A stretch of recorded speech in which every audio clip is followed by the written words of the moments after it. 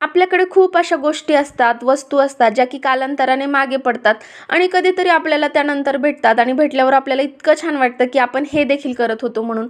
आज माझ्यासोबत तसंच झालेलं. सकाळी अहोंना टिफिन वगैरे दिला. ते ऑफिसला गेले आणि मी माझ्या बाकीच्या कामाला लागले. आता काम माझं निवांत चालू होतं, कारण की आज आहे माझी सुट्टी आणि घर आवरता-आवरता मला एक वस्तू भेटली, जी की माझ्या खूप जिव्हाळ्याची होती. ती कुठली आहे मी तुम्हाला दाखवते. तर या बॅगेत मला ती वस्तू सापडली होती. तर त्याच्यात होती ही पर्स. थांबा, अजून एक पर्स आहे. आता या सगळ्या पर्स पाहून तुम्हाला समजलंच असेल, की या पर्स आहेत हँडमेड आणि जरी वाटत नसलं, तरी या पर्स मीच बनवल्यात. हो, मीच बनवल्यात.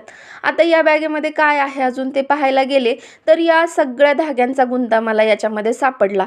आता आयुष्याचाच गुंता सुटत नाहीये, तर ह्या गुंत्याचं काय करायचं म्हणून परत तसाच ठेवून दिला.